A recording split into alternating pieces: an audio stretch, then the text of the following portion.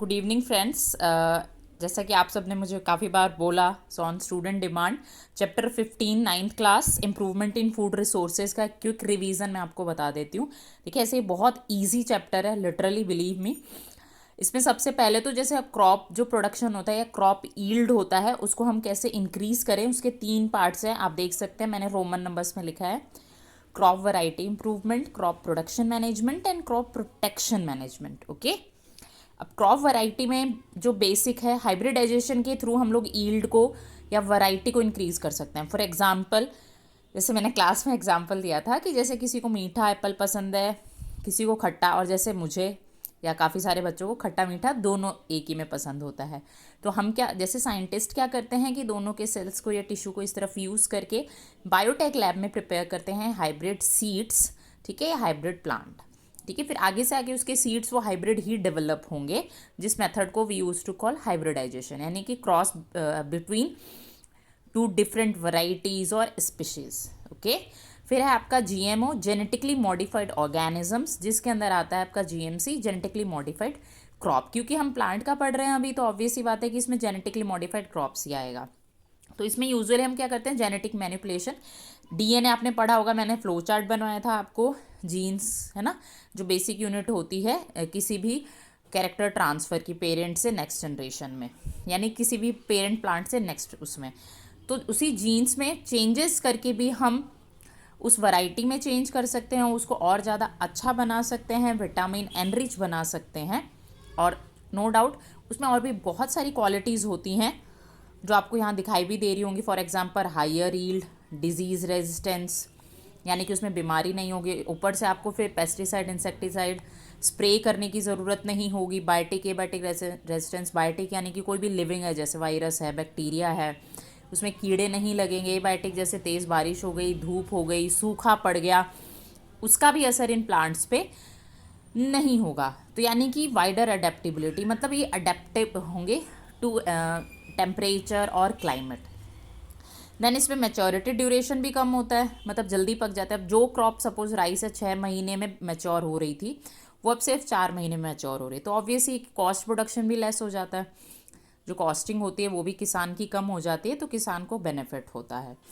इसके बाद अगर हम बात करें प्रोडक्शन इम्प्रूवमेंट या मैनेजमेंट की, तो इसमें बेसिकली न्यूट्रिएंट्स के अमाउंट को, मात्रा को वी कैन इम्प्रूव। तो 2 पार्ट्स में डिवाइड है, micro nutrient and macro nutrient. मैंने थोड़ा शॉर्ट में लिखा है ताकि वीडियो लंबी ना हो। माइक्रो जो प्लांट को कम अमाउंट में चाहिए होता है, मैक्रो जो प्लांट को ज़्यादा अमाउंट में चाहिए होता है। इसके अलावा जैसे कार्बन, हाइड्रोजन, ऑक्सीजन फोटोसिंथेसिस के लिए प्रोसेस में लेते ही हैं प्लांट्स। अब इसमें आपको ध्यान रखना है कि जैसे हम ना, आपके फूड कंपोनेंट होते हैं carbohydrate, protein, fats, vitamins, minerals, तो उसके अकॉर्डिंग ही सॉइल से जो प्लांट है वो एब्जॉर्ब करते हैं पर्टिकुलर न्यूट्रिएंट को। फॉर एग्जांपल जो कार्बोहाइड्रेट है उसमें आपको पता है कार्बन, हाइड्रोजन, ऑक्सीजन होता है, तो प्लांट उसी के अकॉर्डिंग, जैसे आलू है, अब आलू में कार्ब होते हैं, ठीक है। उसी उसके अलावा जैसे एग्जांपल दालें हैं, दालों में प्रोटीन होता है, तो नाइट्रोजन को कार्बन, हाइड्रोजन, ऑक्सीजन के साथ एब्जॉर्ब करेगा। अब अगर हम एक ही जैसे प्लांट को लगाते रहेंगे तो एक ही जैसा न्यूट्रिएंट एब्जॉर्ब होगा सॉइल से, एक ही जैसा न्यूट्रिएंट एब्जॉर्ब होगा तो सॉइल से ख़त्म तो होना लाजमी है। इसीलिए हम क्या करते हैं, अगर हम मॉडर्न मेथड क्रॉपिंग कर रहे हैं तो फर्टिलाइज़र यूज़ कर सकते हो, ट्रेडिशनल मेथड है। या फिर हम केमिकल्स कम यूज़ करना चाहते हैं तो हम मैन्योर या फिर वर्मी कंपोस्टिंग यूज़ कर सकते हैं।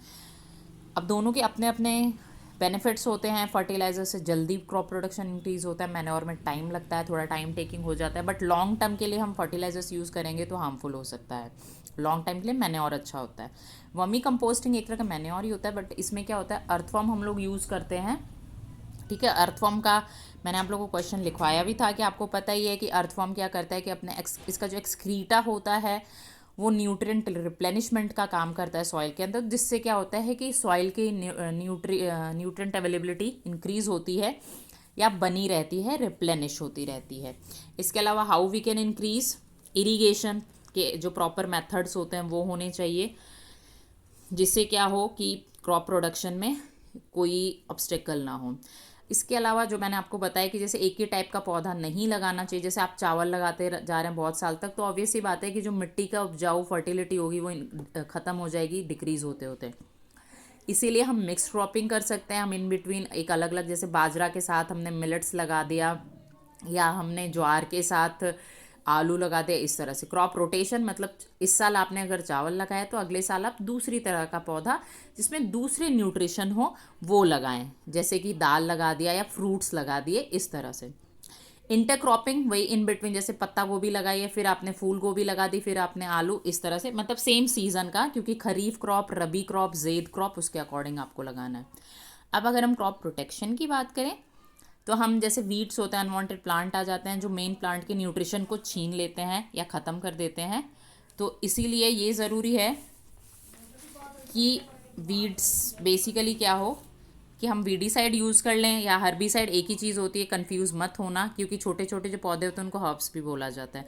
मैनुअली भी वीडिंग की जाती है, मतलब खुरपा या इस तरह का लेके इक्विपमेंट हम उसको हटा सकते हैं अगर, जैसे बहुत सारे, और इससे लोगों को रोज़गार भी मिल जाता है, ये भी बहुत अच्छी बात है। इसके अलावा वैक्सीनेशन, वैसे इसमें केस में आएगा, वैक्सीनेशन आपके एनिमल के केस में आएगा।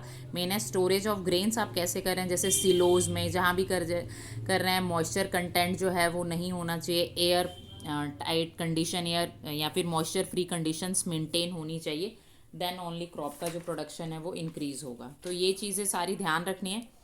आपको कोई डाउट हो तो आप बता सकते हैं। नेक्स्ट आ जाते हैं हम लोग एनिमल हस्बेंड्री पे। आप यहाँ पे देख सकते हैं एनिमल हस्बेंड्री क्या होता है। रियरिंग, मैं एक की वर्ड बता देती हूँ जो इसमें लिखा भी है मैंने, rearing and breeding, rearing and breeding of cattle animal for human benefit. ठीक है, तो जैसे एक्जॉटिक और इंडिजीनियस ब्रीड। अब इसमें क्या होता है कि, सॉरी सॉरी सॉरी, ये आपका शायद थोड़ा सा ब्लर हो रहा है, एक सेकेंड। अब ये डेफिनेशन है, जैसे अब कैटल फार्मिंग में क्या है कि मैंने कैटल एनिमल्स लिख दिया है, तो आपको कैटल फार्मिंग यानी कि जो आपके गाय हैं, भैंस है, इस तरह के। पोल्ट्री फार्मिंग में आपके क्या हो जाएगा, हैन वगैरह आ जाएंगे। पिसी कल्चर में आपके फिश आ जाएगा, और लास्ट एपीकल्चर में आपके हनी भी हो जाएगा। बाकी आगे का जो टर्म है ना वो सेम रहेगा। मैंने आप लोग को डेफिनेशन ऑलरेडी लिखवा दी है। रियरिंग एंड ब्रीडिंग डेफिनेशन आप या तो ऐसे लिख सकते हैं, कल्चर और रियरिंग एंड ब्रीडिंग। रियरिंग पालन पोषण, ब्रीडिंग ऑब्वियस ही बात है कि अगर आपके पास एनिमल और उसका रिप्रोडक्शन नहीं होगा, आगे पॉपुलेशन नहीं बढ़ेगी, तो प्रोडक्शन नहीं होगा, प्रोडक्शन नहीं होगा तो कोई बेनिफिट नहीं होगा, और एनिमल हस्बेंड्री की ही जाती है बेनिफिट के लिए। अब इन सभी में देखिए, कैटल फार्मिंग यानी जो कैटल एनिमल्स होते हैं, गाय भैंस वगैरह, बकरी। पोल्ट्री फार्मिंग जो हमारे मुर्गे वगैरह होते हैं, मुर्गियाँ जो भी हैं। पिस्सी कल्चर, इसमें आपके दो टाइप्स आ जाते हैं। एक्वा कल्चर यानी जो फ्रेश वाटर, जैसे कि तालाब है, नदियाँ हैं जिसमें फ्रेश वाटर होता है, उसमें जो हम फिश फार्मिंग करते हैं या फिश का रेयरिंग ब्रीडिंग करवाते हैं। और मैरी कल्चर, मैरीन वाटर यानी कि सॉल्टी वाटर में जो करवाते हैं, जैसे कि ओशियन, सी। ठीक है, और इसमें कॉमन कैप्चर फिशिंग यानी कि फिशिंग नेट के थ्रू या फिशिंग रॉड के थ्रू मछलियाँ पकड़ना, वो हम दोनों में कर सकते हैं। समुद्र से भी ऐसे पकड़ सकते हैं और पॉन्ड से भी हम लोग ऐसे फिशिंग कर सकते हैं। लास्ट है आपका एपीकल्चर यानी कि हनी बी। इसमें ये बहुत ज़रूरी है कि आपने किस तरह के फ्लावर्स को चूज़ किया है अपने आसपास। जो फार्मर इसको एडिशनल इनकम के लिए भी करते हैं। तो पास्चरेज यानी कि गुड क्वालिटी का नेक्टर होना। जब गुड क्वालिटी का नेक्टर कलेक्शन कब होगा, जब फ्लावर की क्वालिटी अच्छी होगी। फ्लावर की क्वालिटी अच्छी होगी तो ऑब्वियस ही बात है हनी अच्छा होगा, हनी अच्छा होगा, नेक्टर अच्छा होगा तो हनी प्रोडक्शन अच्छा होगा। और हनी बी वैरायटी भी, इसमें एपिस डॉर्सेटा, एपिस मेलिफेरा, एपिस इंडिका, एपिस फ्लोरे, बहुत सारी वैरायटीज़ है। साइंटिफिक नेम आप याद कर लीजिएगा क्योंकि ये इंपॉर्टेंट है। मैरी कल्चर में भी जैसे प्रॉन्स है यानी झींगा मछली, पर्ल, ऑयस्टर। झींगा मछली जैसे आपके फ्रेश वाटर की अलग होती है, वो आपकी बुक में डायग्राम ऑलरेडी गिवन है इस चैप्टर में। ये वैसे जिन बच्चों को डायग्राम बनाने में मेहनत लगती है उनके लिए बहुत अच्छी बात है कि डायग्राम्स नहीं है इस चैप्टर में।